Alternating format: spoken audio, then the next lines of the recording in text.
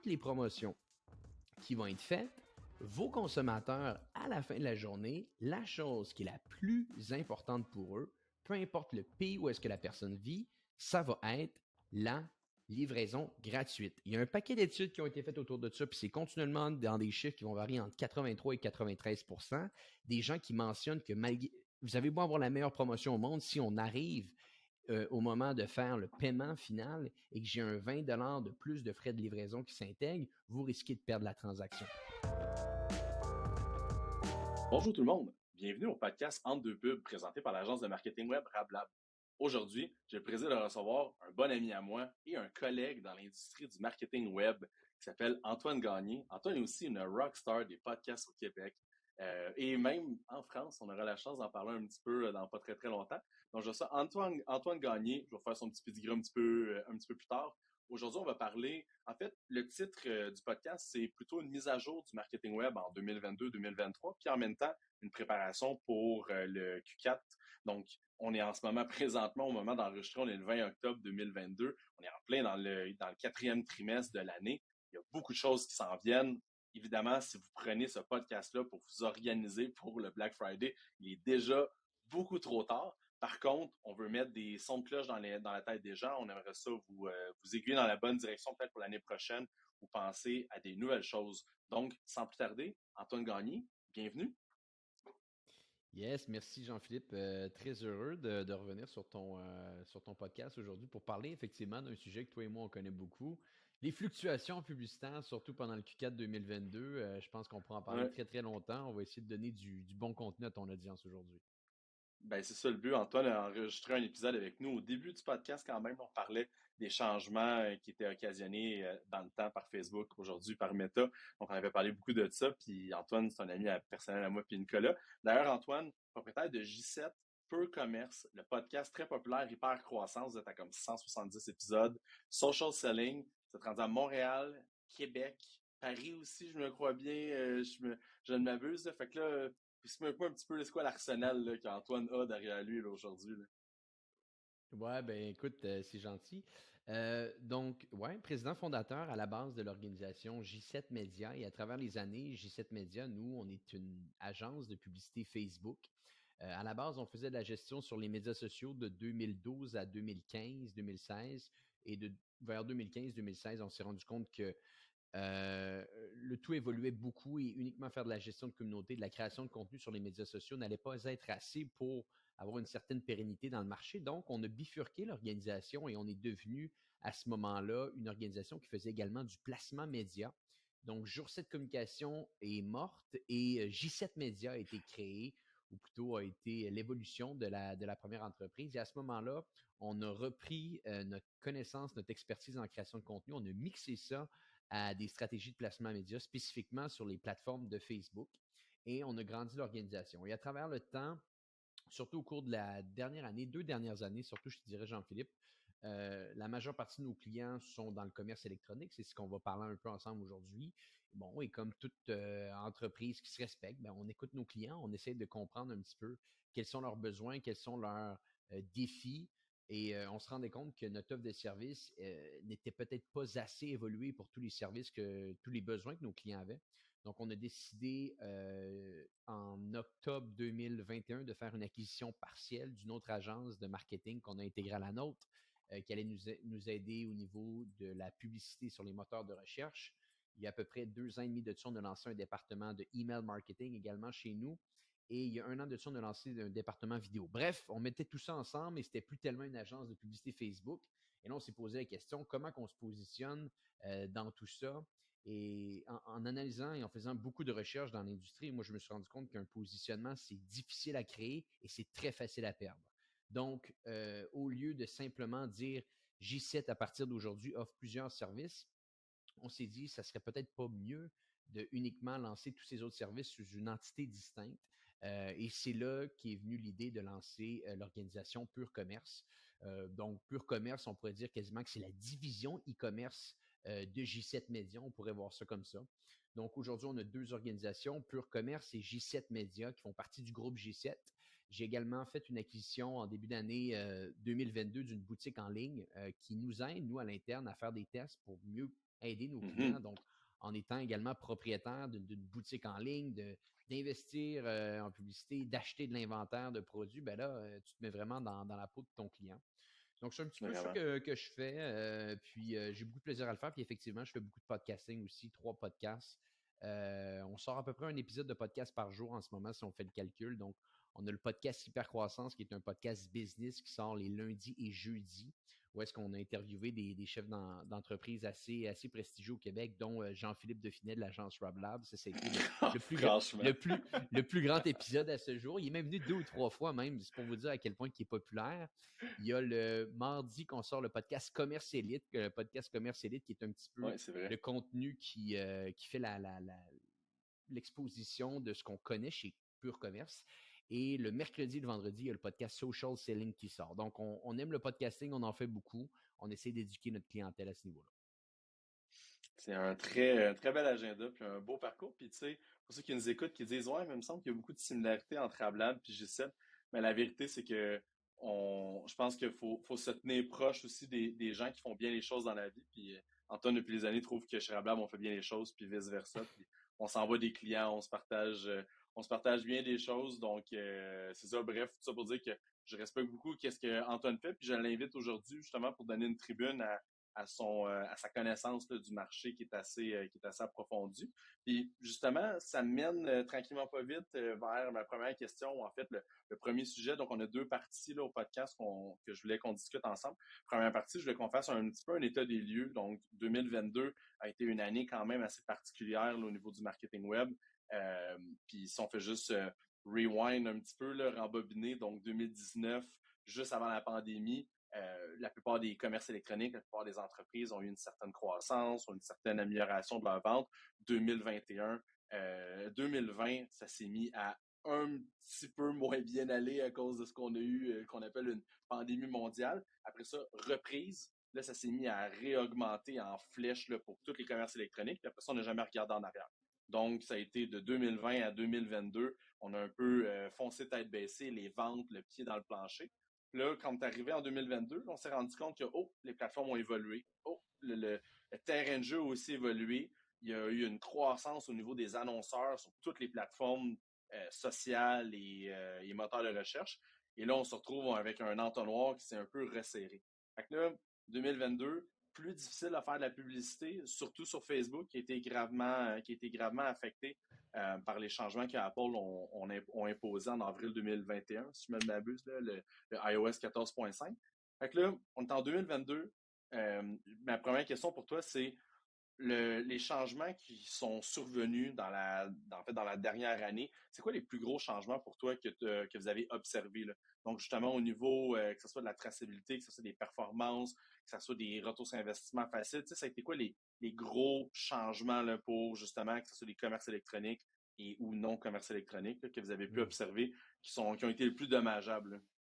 Ouais, ben, je pense que tu as fait quand même un bon résumé. Il y a des points très importants qui se sont déroulés. Donc, essentiellement, c'est ça. Si on résume tout ça, il y a eu une ascension du commerce électronique avant le COVID. Il y a eu une accélération. Il y a eu de l'huile sur le feu quasiment pendant le COVID pour les gens qui vendent en ligne. Et les entreprises qui en ont bénéficié ont surtout été les organisations comme les Meta, les Google de ce monde, les Pinterest de ce monde, qui, eux, malgré qu'il y avait beaucoup d'organisations qui étaient peut-être sur pause pendant le COVID, il y en a certaines qui, eux, ont accéléré considérablement. Donc, c'était la folie. Et beaucoup d'entreprises, à ce moment-là, on sont allés prendre des parts de marché qui habituellement n'auraient pas pris ces parts de marché-là. Donc, on pourrait dire que c'était une certaine croissance artificielle.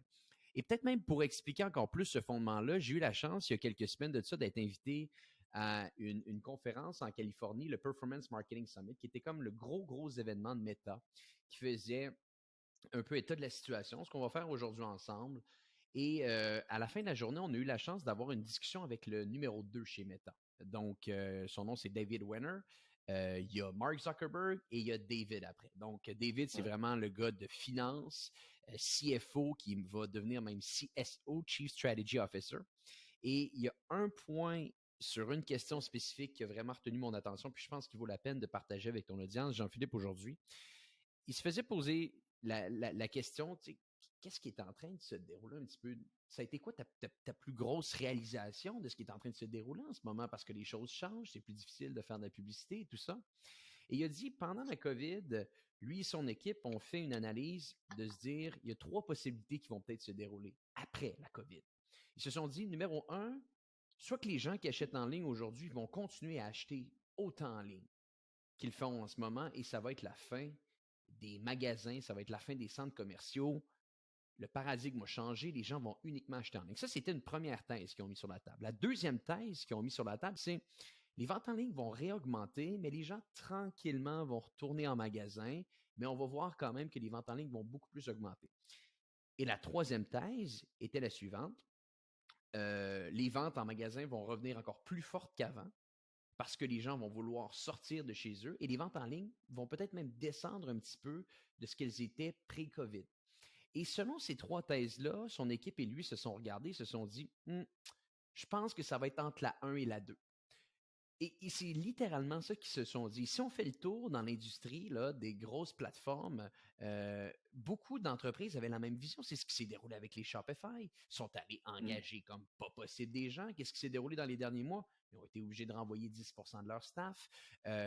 Bref, des organisations comme ça, on peut les nommer à la tonne, Robinhood, qui sont en train de renvoyer 300 ou 400 personnes. Il y a même des renvois qui se font chez Meta, il y a des renvois qui se font également chez Google. Bref, il y a eu une vision du marché pour beaucoup de ces joueurs-là qui a été sensiblement erronée. Et ça, je pense que c'est important de le mentionner à l'audience aujourd'hui parce que ce qui est en train de se dérouler, preuve à l'appui, selon des gens qui ont beaucoup d'argent et beaucoup de pouvoir, c'est qu'on est retourné à une période pré-COVID plus forte pour acheter en dehors de ce qui se déroule en ligne, donc d'acheter dans les Ouais. magasins de 1. On est dans une situation économique qui est quand même sensiblement critique. Si on regarde depuis le début de l'année, le Nasdaq, qui est l'indice des plus grandes entreprises technologiques aux États-Unis, a descendu de 35. On ne parle même pas du Mm. taux de l'économie inflationniste qu'on vit en ce moment. Les taux d'inflation sont à quoi? 6-7 mensuellement en ce moment. Donc, on Ouais. est dans une période économique plus complexe. Les ventes en ligne sont moins fortes qu'avant. On retourne en magasin. Et il y a notre cher ami Tim Cook qui a voulu casser le party il y a à peu près 1 an et demi de ça en mettant des bâtons dans les roues à tous les annonceurs et en changeant les règles un petit peu au niveau de la traçabilité des données. Donc, tu mets ça ensemble et ça te crée un cocktail explosif assez négatif. Et Mhm. oui, quand tu mets tout ça ensemble en ce moment, il peut y avoir des questionnements, des difficultés qui peuvent se dérouler pour beaucoup d'organisations dans leur vente en ligne, pour beaucoup d'organisations dans leur vente en général. Donc, mais ce qui est important de comprendre, c'est que c'est surtout relié à un climat économique, à des réalités qui sont ponctuelles et qui, à mon avis, ne seront pas nécessairement des réalités qui vont perdurer à travers le temps. Une économie, c'est un cycle. Les choses descendent, les choses montent. Pendant près de 10 ans, c'était continuellement en train de monter. Là, c'est en train de descendre. Ça l'arrive. Tranquillement, si on prend le deuxième point, qui est le point de la difficulté à faire de la publicité en ligne à cause de la perte de données, la perte de traçabilité, ben, force est d'admettre qu'il y a beaucoup plus d'améliorations qu'il y en avait au départ. Ça s'améliore sur les plateformes de Meta, ça s'améliore sur les autres plateformes. Et bon, les ventes en ligne ne sont pas prêtes de partir non plus, ils sont simplement revenus à une normalité. Donc, je pense qu'en ce moment, on a un climat qui est beaucoup plus différent que ce qui pouvait être dans les années auparavant.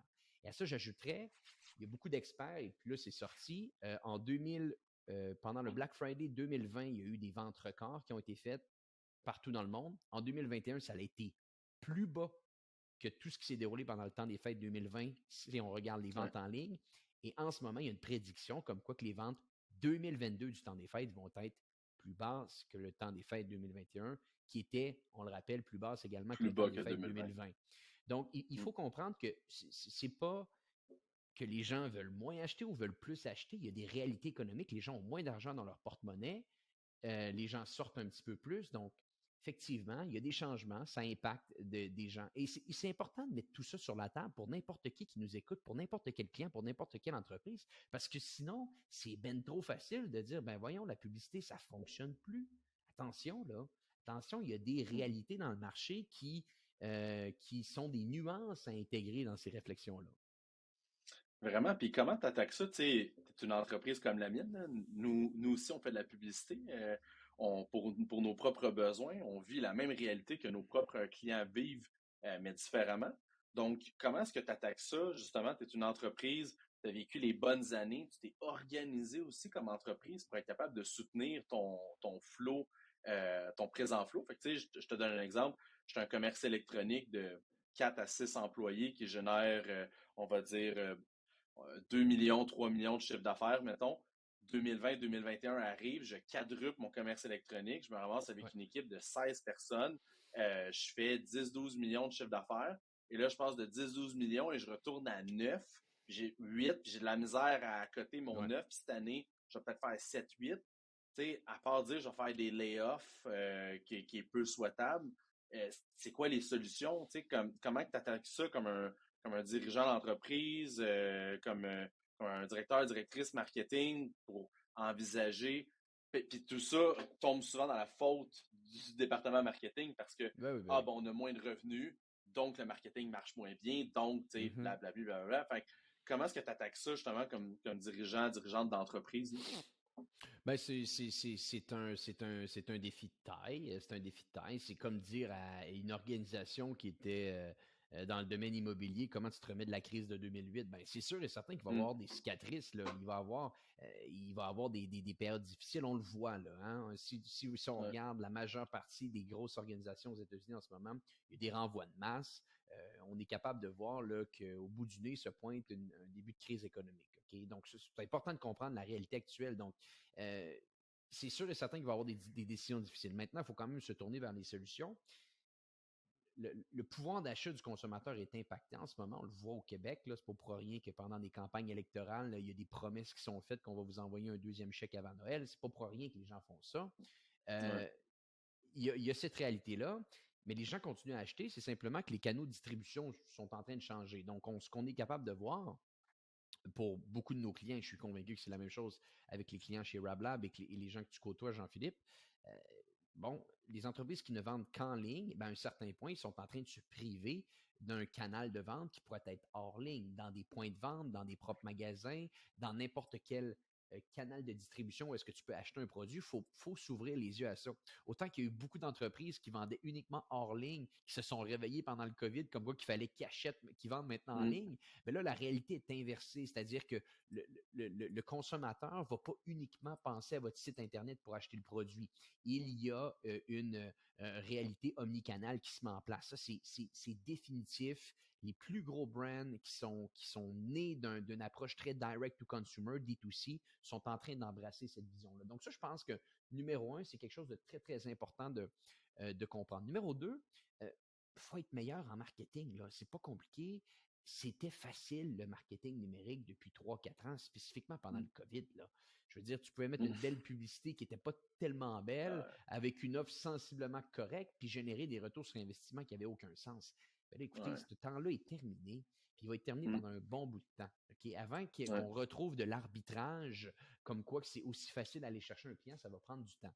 Donc, il faut peut-être se poser des questions puis aller aiguiser son expertise au niveau du marketing pour vrai, là, et d'arrêter de penser que simplement en investissant en publicité, on va automatiquement générer un retour qui est incroyable. Je pense qu'il faut changer clairement notre vision de l'investissement publicitaire. Ça, on pourra en parler longtemps, mais pour moi, de l'investissement publicitaire, c'est une technique d'acquisition de clients. Ce n'est pas une technique pour faire de la profitabilité.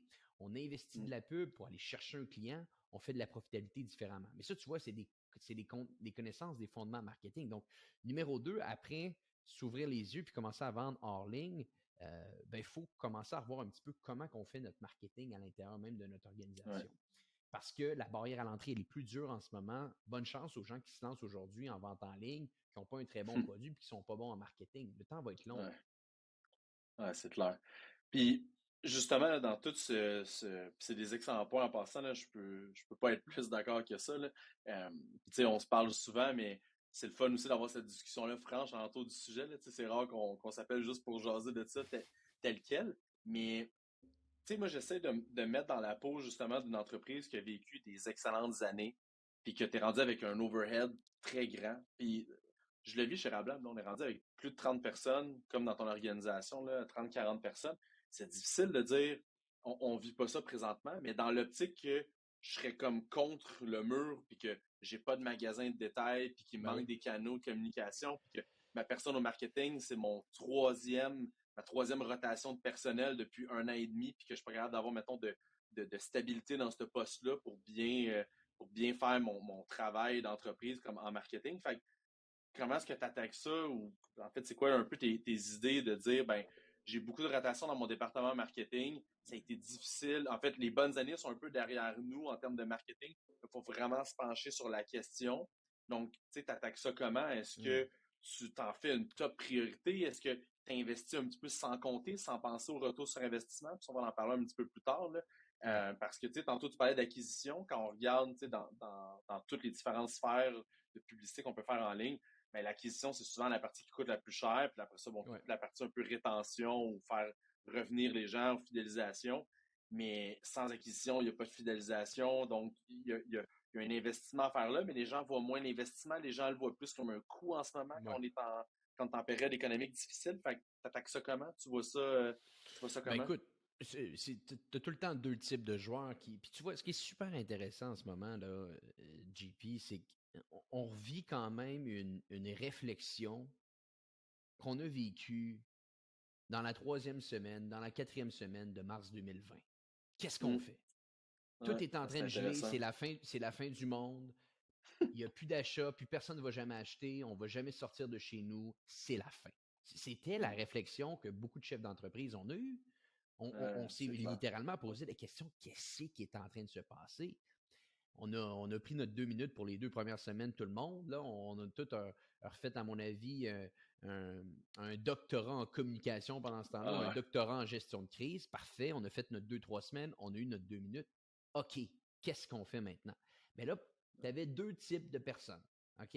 Tu avais les gens qui, pardonnez-moi l'anglicisme, ont freezé, pour des raisons évidentes, là, des organisations qui se font fermer leur entreprise, qui ne peuvent plus opérer, il n'y a pas grand-chose d'autre que tu peux faire que freezer à ce moment-là pendant longtemps. ouais. Mais il y avait beaucoup d'entreprises qui pouvaient continuer. On parle à des commerçants qui sont en ligne aujourd'hui ou des gens qui ont des entreprises physiques. Il y en a, il y avait beaucoup d'opportunités qu'on était capable d'aller chercher pendant la COVID. C'est pas Hmm. vrai que c'était uniquement négatif. Il y a eu des opportunités. Et tu as eu deux types de personnes. Encore une fois, segmentons les gens qui ne pouvaient simplement pas opérer, mais il y a même des gens qui ne savaient pas comment, qui ne pouvaient pas opérer et qui ont trouvé des solutions. Mais bref, tu avais deux types de personnes, les gens qui freeze ou les gens qui voient ça comme une opportunité. Et je pense qu'il faut Ouais. quand même aussi voir le verre à moitié plein ici. C'est-à-dire qu'il continue à y avoir de la croissance, il continue à y avoir des gens qui veulent acheter des choses, il continue à y avoir une croissance dans certains aspects. À nous de se positionner par rapport à ça. Est-ce qu'on a le luxe de le faire? On revient à ta question. Bon, j'ai peut-être de l'overhead, j'ai des gens qui clairement, je ne sais pas à quel point je peux les garder ou je ne peux pas les garder maintenant. Est-ce que votre cash flow vous permet de les garder pendant un certain temps? Si la réponse est oui, ben là, c'est peut-être le temps là, de former du bon monde au marketing chez vous. Parce que si Hmm. cette personne-là, en ce moment, n'est pas capable de faire augmenter les ventes de votre boutique ou de votre entreprise, ben de un, posez-vous la question si elle est vraiment bonne, puis de deux, posez-vous la question si elle veut devenir vraiment bonne. Parce que si elle veut Hmm. devenir vraiment bonne, il y a possibilité d'apprendre un paquet de choses. Si vous avez le luxe de former votre staff en ce moment, c'est peut-être le temps de le faire. Il y a des organisations qui ont fait ça pendant la COVID, qui ont accélérer l'éducation de leur staff pendant qu'il n'y avait pas nécessairement beaucoup de choses qu'on pouvait faire et ils en sont ressortis grandis après la COVID, ou du moins en post-période COVID qu'il y a eu je ne Ouais, sais ouais. pas combien de vagues. Là. Mais bon, on comprend que ça c'était possible. Je pense que la même réalité s'applique aujourd'hui. Si on a le luxe de le faire, il va y avoir des périodes plus intéressantes qui vont venir en 2023 ou en 2024. Il faut simplement passer à travers Hmm. cet endroit-là. Et c'est loin des crises économiques, ce qu'on vit en ce moment, que ce qui a pu se vivre en 2008, où toi et moi, on n'était pas encore en affaires, mais de loin, on a Hmm. vu ce qui s'est déroulé, ou même un petit peu plus tôt, comme dans les années 1980. Donc, je pense qu'il y a énormément d'opportunités. Je pense que si tu as le luxe et que tu as le cash flow de le faire, c'est le temps d'investir sur tes employés parce que on va retourner à des moments qui vont être un petit peu plus faciles pour aller chercher de la croissance. Si Hmm. mathématiquement, tu ne peux pas le faire en ce moment, ben écoute, là, c'est peut-être le temps de prendre des décisions difficiles, on est d'accord. Mais moi, je te dis personnellement, nous, dans notre organisation en ce moment, on voit ça comme une des plus belles opportunités qui peut se dérouler parce que on sait qu'il y a des gens qui vont freezer. Il y a des organisations qui vont pas mettre les bouchées doubles parce qu'ils vont avoir peur. Et quand on a peur, on arrête. Et quand on arrête, ben, ultimement, on se fait rattraper 6 à 12 mois plus tard. On l'a vu, hein, en période post-COVID, il y a des organisations Ouais. qui ne s'en sont pas remis Et si tu as le luxe de le faire, puis tu as une confiance en tes capacités, une confiance dans le service que tu offres, je ne pense pas que tu dois te faire prendre par cette peur-là. Au contraire, on reste dans des environnements, dans des industries, Jean-Philippe, le commerce en ligne ou le marketing numérique qui sont en grande croissance, qui ne sont Mm. simplement pas en croissance de 5x comme elles l'ont été en 2020 pour des raisons évidentes. Mais ça continue de croître, là. Les gens ne vont pas Mm. arrêter d'acheter en ligne. Non, t'as vraiment raison. C'est une bonne, je trouve que c'est une bonne interprétation, une bonne vision de la situation. Puis, qu'est-ce que tu dirais par rapport à l'optique que, tantôt tu parlais du pouvoir d'achat des consommateurs, tu sais, les gens ont un peu moins d'argent dans leur portefeuille, donc, puis j'ai pas les statistiques canadiennes sur le pouvoir d'achat, puis notre PIB, puis tout ça, là, je suis pas un macroéconomiste très ferré, mais j'aurais tendance à croire que, exemple, qui s'est dépensé X milliards de dollars en 2021, cette année, il va se dépenser X milliards moins tant de pourcents. Donc, en Ouais. fait, s'il y a eu plus d'entreprises, puis il y a des entreprises qui ont eu de la croissance depuis l'année passée, puis comme tu l'as mentionné, il y a des belles opportunités de croissance. Il y a encore des entreprises qui font du Ben oui. 3 fois 4 de croissance depuis l'année dernière. Mais vu que le pouvoir d'achat, en fait, est identique à l'année dernière ou plus faible, puis qui s'est dilapidé à travers plus de gens, ben c'est comme si il y a la même part du gâteau pour tout le monde, puis on n'a pas grandi. T'sais, en fait, c'est comme s'il y avait la même tarte Ah que oui. l'année passée. Tu as une petite affaire plus petite, puis il y a plus de monde qui en mange. Ben oui. Donc, tu as le choix de dire ben je vais changer de tarte ou je vais trouver des moyens alternatifs ou ben je vais manger ma plus petite part de tarte d'une Ouais. plus petite tarte parce qu'il y a plus de monde qui mange à table. Fait, c'est une bonne vision Ben, justement d'aller sur cet horizon-là, de penser comme ça. Ben là, tu vois, c'est là qu'on rentre littéralement dans la stratégie reliée au climat qu'on a. Donc, ce qui est clair en ce moment, les gens, au moment où on se parle, ont considérablement moins d'argent dans leur portefeuille qu'ils en avaient l'année dernière pour des raisons très simples. Il y a eu une injection de capital comme pas possible par les gouvernements Ouais, canadiens, américains dans les dernières années. Ça, c'est factuel. Là. Vous pourrez aller ouais. voir là-dessus. Il y a l'injection qui a été faite comme pas possible. Le consommateur a plus d'argent. Automatiquement, quand il y a plus d'argent, qu'est-ce qui se crée? Ben, il y a une économie qui est en ébullition. Il se crée de l'inflation. Et quand il se crée de l'inflation, les prix montent. Et là, c'est là qu'on rentre un petit peu dans un chaos économique. On est là-dedans en ce moment. OK? On est là-dedans en ce moment. Tous les prix ont monté. Puis là, au final, ben là, les gens se retrouvent avec oh, j'avais de l'argent pour acheter X l'année dernière, mais là, maintenant, le prix est 2X, qu'est-ce que je fais? Et là, c'est là Mm, que s'il y a des commerces en ligne qui nous écoutent aujourd'hui, comprenez cette réalité-là. Parce que qu'est-ce que ça veut dire? Ça veut dire que le budget cadeau de votre client cette année pour le Black Friday ou pour le temps des fêtes, il est plus bas. Il est mm, plus bas. Donc, la réflexion autour de qu'est-ce que je vais acheter, elle va être un petit peu plus longue. Donc, vous, comment vous pouvez vous positionner par rapport à ça? Ben là, c'est là de rentrer peut-être avec des très, très bonnes stratégies. Je pense que c'est ce qu'on voulait discuter ensemble aujourd'hui. ouais, Qu'est-ce qu'une bonne stratégie? Ben, je vous le dis tout de suite, on va retourner à une base qui est très, très simple. Les gens, cette année, plus que jamais, vont regarder pour des rabais. Plus que ouais. jamais, ils vont regarder pour des promotions et des promotions agressives. Donc, si vous Ils vont être rentrez dans influencés plus que jamais, là. plus que jamais, c'est mathématique, on a moins d'argent dans notre portefeuille. Donc, on va regarder un petit peu tout, on va prendre un petit peu plus de temps, on va être pas autant impulsif dans nos achats qu'on pouvait l'être dans les années dernières. Donc, assurez-vous que si vous rentrez dans le Black Friday cette année, et je dis bien si, rentrez de la manière la plus intelligente possible, c'est-à-dire lancez pas une promotion à 5%, là. C'est-à-dire, Mm. assurez-vous que c'est votre promotion la plus agressive de l'année. Jouez le jeu ou ne le jouez pas. Hey, on est présentement à la moitié du podcast. Merci d'avoir écouté jusqu'ici. Assurez-vous de nous suivre sur nos médias sociaux, Facebook, Instagram, LinkedIn, TikTok, puis vous abonner à notre infolette. On donne toujours du super bon contenu, pas de spam, promis. Je prends également ce moment de pause-là pour vous annoncer que le meilleur de la discussion est à venir. Parce que ça, c'est très Mm. important. Si vous mettez énormément d'argent sur une campagne de pub, sur un Black Friday et que finalement votre offre elle est faible, mais dites-vous une chose, cette année, ça ne fonctionnera pas. On doit jouer le jeu ou on ne le joue pas du tout. Donc ça, je pense que c'est le point. Ça rentre un petit peu dans le tactique, Jean-Philippe, parce que je pense que c'est ce que les gens veulent avec un podcast. Aujourd'hui, qu'est-ce qu'ils peuvent prendre et intégrer et appliquer par la suite avec leur organisation?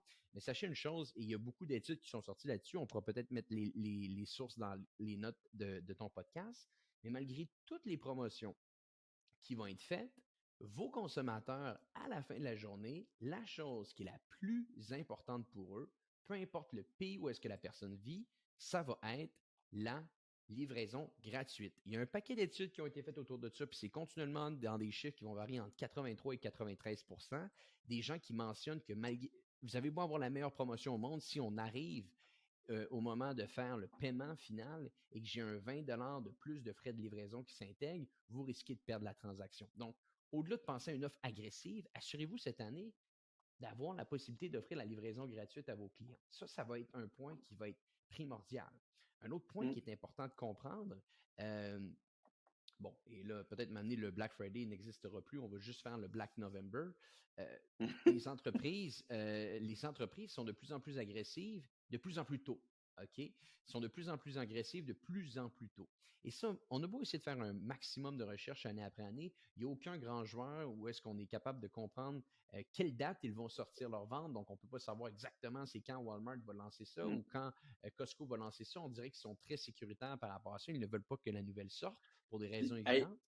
je veux Oui, juste t'interrompre une seconde, Antoine. J'ai fait la réflexion en discutant avec des gens dernièrement, puis c'est la première fois qu'Amazon ici fait 2 Prime Day. 2 Prime Day. On en fait un très Tu sais, récemment, là. Amazon a fait un Prime Day qui a passé un peu sous silence, là, mais c'est là, une semaine, 10 jours Oui, environ. Il y avait le deuxième Amazon Prime Day. J'ai vu ça, je suis comme, ah ouais, il y a un deuxième Prime Day. Puis on dirait que le premier, c'était comme les grands fanfares, grands tambours, mais Amazon a fait ça pour aller récolter le budget du Black Friday de certaines personnes. ben Tu oui, sais, mettons, tu exact. avais le fameux air fryer qui était tanné de voir sur Internet parce que tout le monde s'est acheté un Christy d'air fryer. Puis là, tu l'as dans ton panier Amazon, puis que là, il tombe en Early Prime Day Sale. Puis là, tu te dis, ah, ben, au lieu de l'acheter au Black Friday, il est déjà en rabais. Fait que là, Et la voilà. personne va l'acheter un mois et demi, presque 45 jours avant la date du Black Friday. Là. Puis Amazon n'ont jamais fait ça. Là. Ils n'ont jamais fait 2 journées de Prime Day dans la même année. Là. Je pense que Ah, c'est un gros exactement. indicateur sur à quel point les multinationales sont en train de double down là-dessus. Là. Ah, je te confirme que le timing de lancement, ça, c'est un autre point qui est important. Au-delà d'avoir un rabais agressif, point 1, une livraison gratuite le plus possible, c'est très important. Puis la dernière chose, oui, ben, la dernière chose. Le troisième point, on va dire ça comme ça, votre timing de lancement est d'une priorité absolue parce que les gens sont de plus en plus tôt. Et nous, on le voit cette année avec beaucoup de nos clients. Euh, Autant qu'il y a un Black Friday qui est prêt, un Black Friday qui sort plusieurs semaines auparavant, c'est plus le Black Friday, là. Il y a beaucoup de nos clients qui font des Black November. Donc, c'est des promotions qui vont sortir un petit peu à n'importe quelle journée au mois de novembre. Et c'est juste qu'on n'a plus le choix. Parce qu'on le répète, le budget il est limité de votre client et il y a des bonnes chances que si l'offre est très agressif au début novembre, le client va aller de l'avant. Et quand le client est allé de l'avant une fois, avec ce qu'on a discuté Ouais. ensemble aujourd'hui, il y a des bonnes chances que le client ne fasse pas 2 fois ces achats-là. Regarde, j'ai même une autre statistique que j'ai devant les yeux qui a été sortie par le rapport Holiday de Adobe, donc très, très grosse organisation. 83% des consommateurs interrogés dans ce sondage-là ont déclaré avoir commencé leurs achats des fêtes l'année dernière, bien avant le Black Friday ou Cyber Monday. C'est plus de 8 personnes sur 10. OK, c'est plus de 8 personnes sur 10.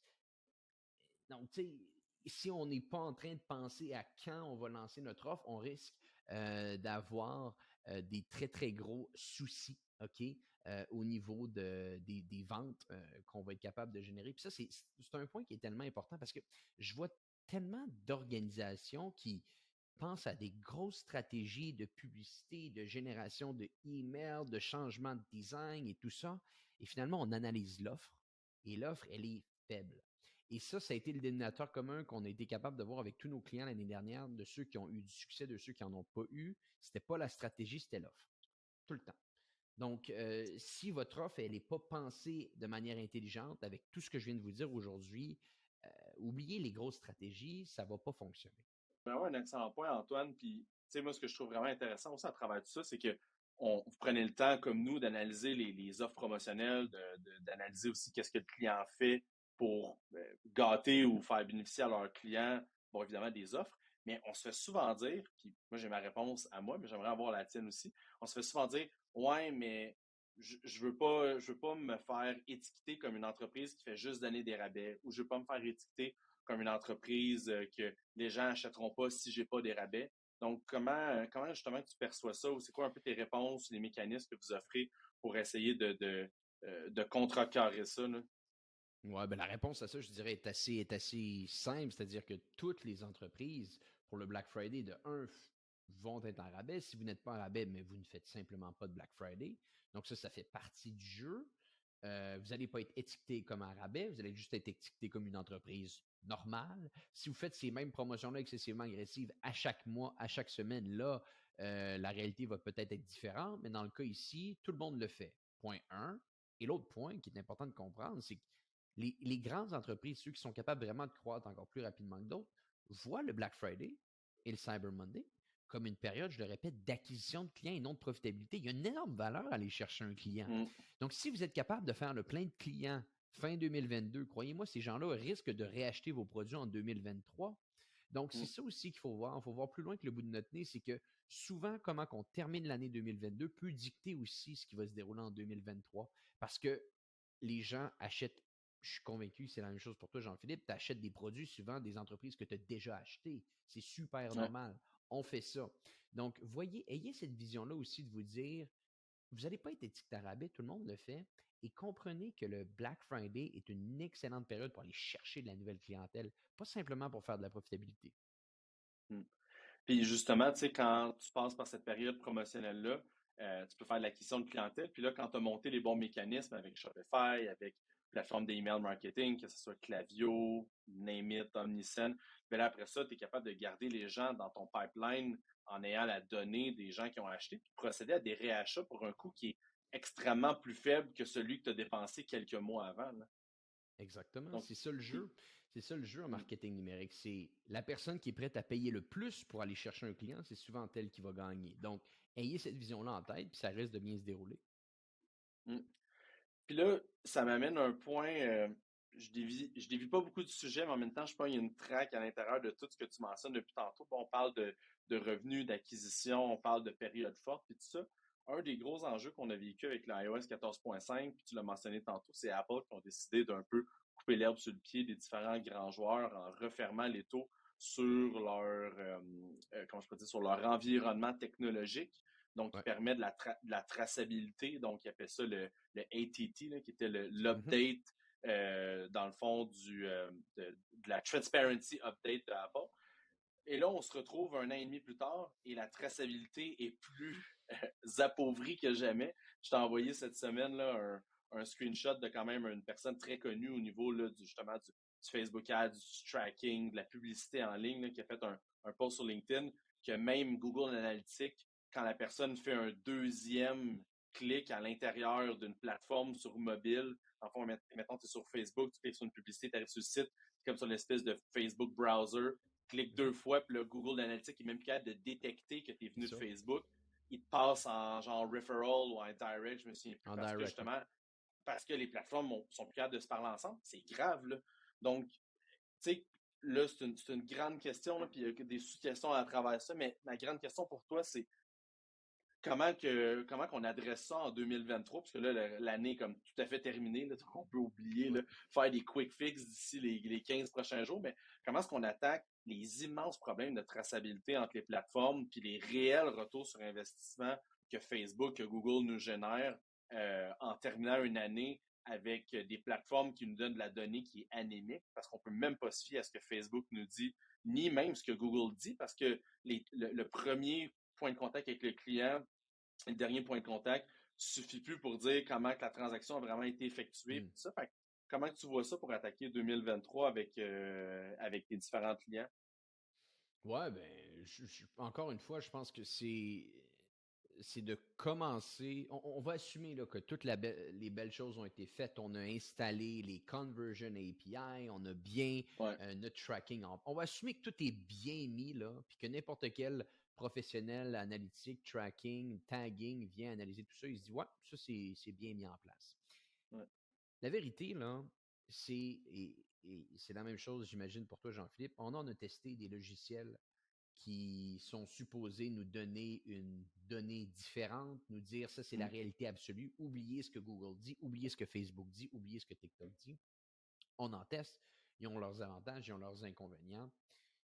Mais la vérité à la fin de la journée, c'est que le modèle de traçabilité à 100% qu'on a été capable d'avoir de 2016, 2015, quand le pixel Facebook est arrivé, je crois, Ouais. à 2020, 2021 au mois de mars.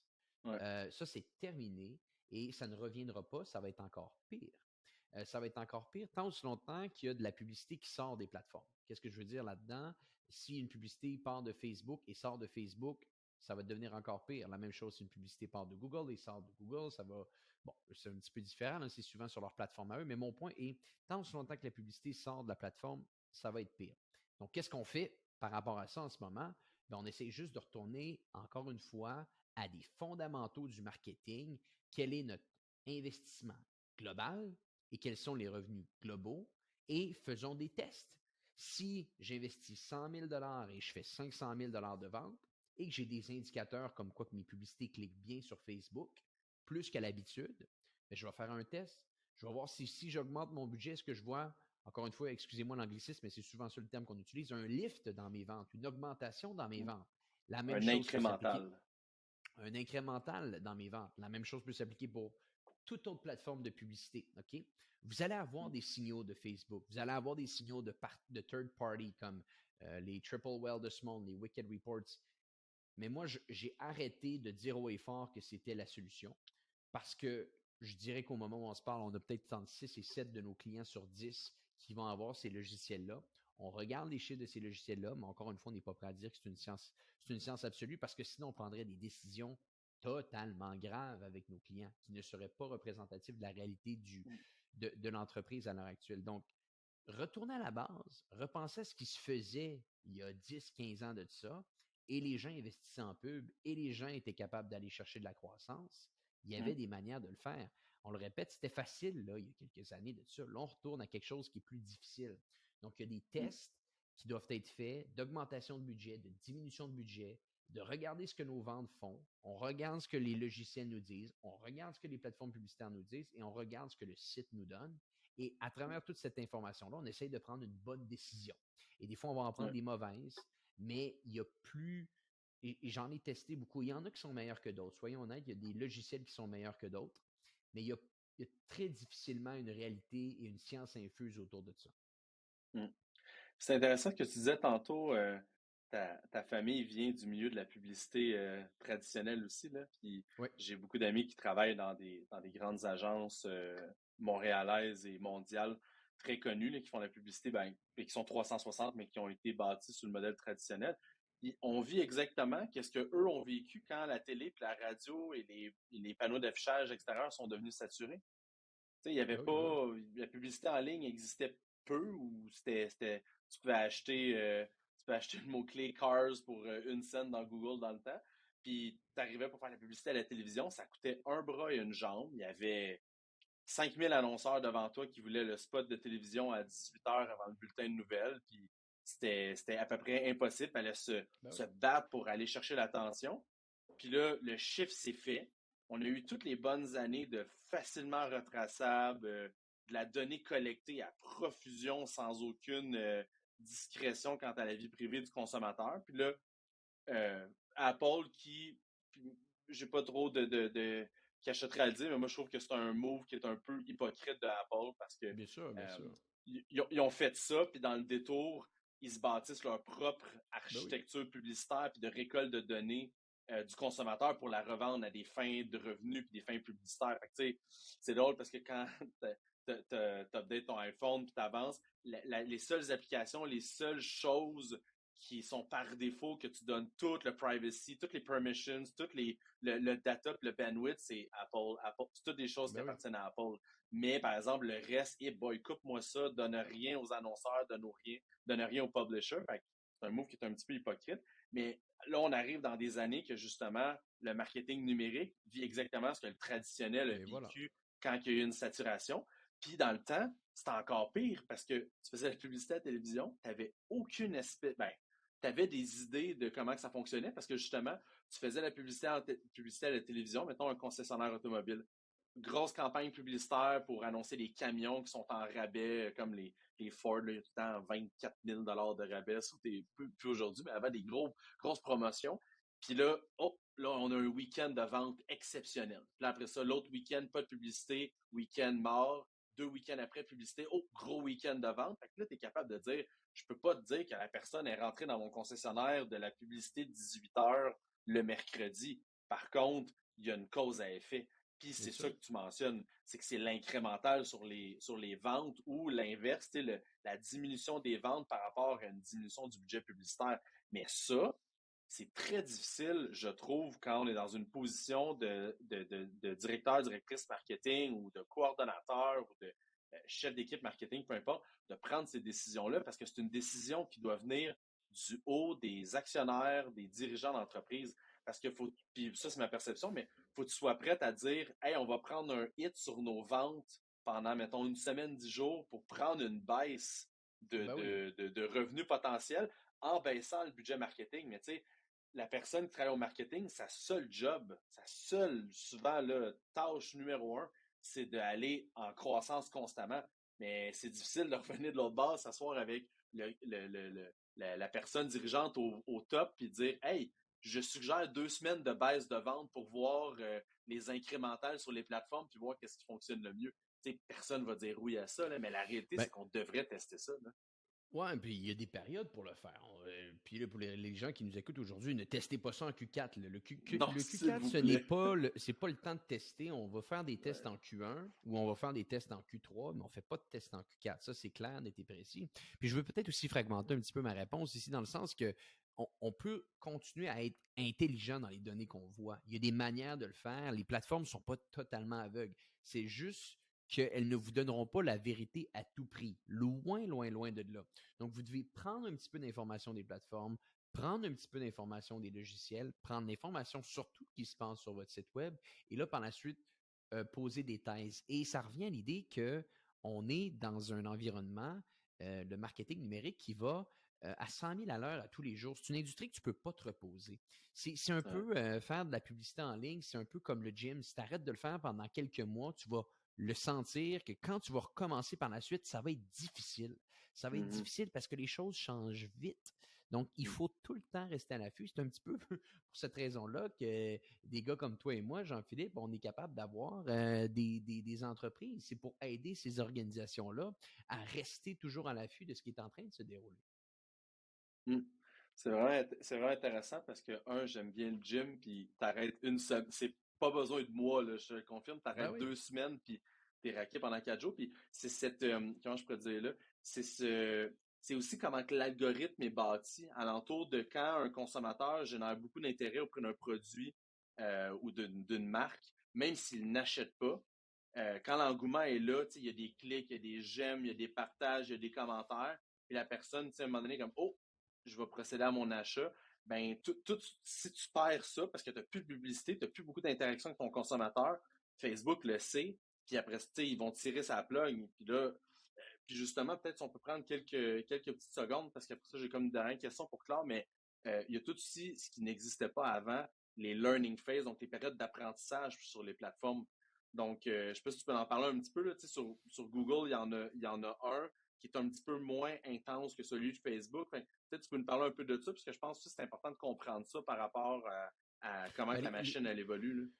C'est ça, c'est des algorithmes qui sont puissants, c'est de Google, c'est de Facebook, et pour qu'un algorithme fonctionne bien, on doit lui donner un maximum de data. Donc, si vous lancez une campagne et que cette campagne-là n'a pas accumulé assez de conversion de data, ben, elle va rester dans cette phase d'apprentissage-là jusqu'à le temps qu'elle atteigne son nombre X de data atteint pour que l'algorithme soit capable de commencer à travailler avec vous. Et c'est aussi un des trucs qui est très pervers dans tout ça, c'est que on lance des campagnes, on veut que l'algorithme fonctionne, travaille avec nous, mais là, notre campagne ne fonctionne pas comme prévu, donc on veut l'arrêter, mais on ne peut pas vraiment l'arrêter parce que sinon, on n'atteindra pas le chiffre qu'on a besoin pour sortir de cette phase d'apprentissage-là.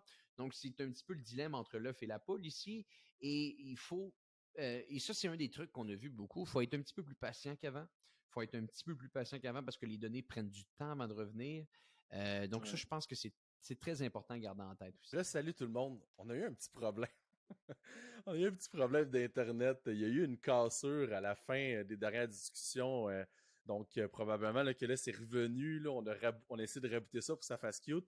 Mais bref, Antoine parlait de tout ce que, dans le fond, ce qui était l'algorithme de Facebook, comment que l'algorithme de Facebook apprenait les campagnes, comment que on ne pouvait pas faire trop de changements pendant la dernière période, pendant le dernier droit vers le Black Friday, parce que justement, il y a des learning phases, puis ça remet les campagnes en learning phase. Je parlais du Performance Max, même affaire avec Google. Donc, j'espère que vous avez tout compris ce bout-là. Sinon, appelez chez J7 ou appelez chez Rablab, on va l'expliquer. Mais ce que je voulais faire avec Antoine, pour faire une belle conclusion, faire un wrap-up, vu que c'est un homme de beaucoup d'idées et de beaucoup de bonnes nuggets, là, son terme préféré. Antoine, peut-être nous laisser avec tes impressions là, pour ceux qui vont avoir les deux pieds dans le Q4, dans le Q4, dans le Black Friday, Cyber Monday, période de Noël qui s'en vient. Fait que tes meilleures idées, tes meilleurs trucs que tu offres, tes conseils à tes clients. Puis si tu as une coupe de advice aussi pour nos gens. Parfait, Jean-Philippe. Ben écoute, je pense que ce qui est important de comprendre aussi, c'est certaines petites mises en garde. C'est-à-dire, il n'y a rien de pire que passer 6 mois à préparer notre stratégie et qu'au moment opportun de lancer les campagnes et de faire rouler nos investissements médias, il y a des soucis. Donc, il y a certains points qui sont importants à comprendre et on va partir juste d'une prémisse très simple. Du mercredi de la semaine du Black Friday jusqu'au lundi, c'est très important de comprendre qu'aux États-Unis, les gens sont en congé. OK? Donc, juste pour vous donner, parce que c'est le Thanksgiving, la fameuse fête aux États-Unis qui est plus populaire que Noël. D'ailleurs, qui est à cause de ça, le Black Friday. Là. C'est Exact, parce que tout le monde était en congé, on voulait envoyer les gens en magasin. Là. Exact. Et nous, au Canada, au Québec, on part dans l'optique que c'est le Black Friday, c'est une journée excessivement importante pour le commerce en ligne, ce qui est le cas. Mais comme tu le dis, le Black Friday à la base a été créé à cause de Thanksgiving. Donc, les gens avant le Thanksgiving s'en vont faire, plutôt après le Thanksgiving, pardonnez-moi, s'en vont faire les courses le lendemain, le vendredi, quand le Thanksgiving est le jeudi. Je vous dis ça pourquoi? Parce que les gens chez Meta ne travaillent pas pendant le jeudi et le vendredi du Black Friday. Même chose pour Google. Même chose pour Google. Donc, le point qui est important à prendre en considération, c'est que peu importe que ça soit une machine qui va approuver vos campagnes ou pas, le délai de réponse, le délai d'acceptation de campagne, bref, toute la machine de Meta, toute la machine de Google sont au ralenti. Sont au ralenti. Donc, le premier point qui est important à considérer, c'est qu'il n'y a rien de pire qu'avoir une excellente stratégie, mais une exécution qui est à la dernière minute. Je ne sais pas exactement quand Jean-Philippe, ce podcast va sortir, peut-être dans les 2 premières semaines de novembre, mais assurez-vous que du moment que vous écoutez ce podcast-là, vos campagnes, là, elles soient prêtes, elles soient montées, elles soient cédulées, elles soient approuvées sur les différentes plateformes et qu'elles soient prêtes à rouler. Parce que si vous lancez ça à la dernière minute, le jeudi ou le vendredi matin, croyez-moi, les délais d'acceptation des campagnes sont plus longs et là, vous perdez des moments très, très importants. Donc ça, je pense que c'est une première mise en garde qui est importante à considérer pour tout le monde. Autre point qui est important, j'en ai parlé sur un de mes podcasts respectifs récemment. Amazon a sorti leurs états financiers du Q4 2022. Ça va être leur plus faible croissance en, je crois, 7 ans pour le Q4. Donc ça, c'est important de considérer que, puis j'utilise souvent cette expression-là, Amazon dicte le tempo du commerce en ligne. Okay? Donc, Amazon, c'est une vente sur 2 aux États-Unis quand on parle des ventes en ligne. C'est des chiffres qui sont sensiblement similaires au Canada. S'il croit, ou plutôt s'il prévoit une croissance ralentie, on parle de 2 à 8% comparativement au Q4 2021. Encore une fois, je le répète, la plus faible croissance en près de 7 ans, comparativement à 9% de 2021 à 2020 et de 39% de 2020 à 2019.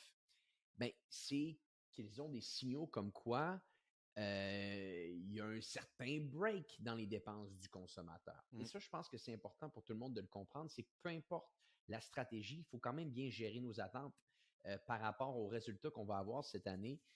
Si le plus grand géant au monde du commerce électronique prévoit une croissance plus lente, et vous lirez leurs états financiers, moi je me fais un plaisir à chaque trimestre de me taper les états financiers d'à peu près toutes les grandes entreprises, et c'est assez évident pour eux que le Q4 ne sera pas le même Q4 qu'on a pu avoir en 2020. Ça, c'est clair. Donc, je pense que c'est important de gérer les attentes. Ça ne veut pas dire de faire une mauvaise stratégie et de ne pas faire de Black Friday. C'est pas ce qu'on dit, mais c'est important de bien comprendre que c'est pas nécessairement le même environnement dans lequel on vit qu'on vivait il y a 1 an ou même 2 ans maintenant. Donc, le deuxième point que je dirais après la mise en garde où est-ce que les gens chez Meta et Google sont en congé. Puis, le troisième point aussi, c'est de ne pas tout changer à la dernière minute. J'ai vu des gens, des fois, tout changer et paniquer à la dernière minute. Faites confiance à votre stratégie si vous planifiez ça depuis longtemps. Si vous écoutez des excellents podcasts de marketing comme le podcast de RabLab et le podcast de J7 Social Selling ou Commerce Elite, vous avez les bonnes stratégies. Faites confiance aux stratégies puis ça risque de bien aller.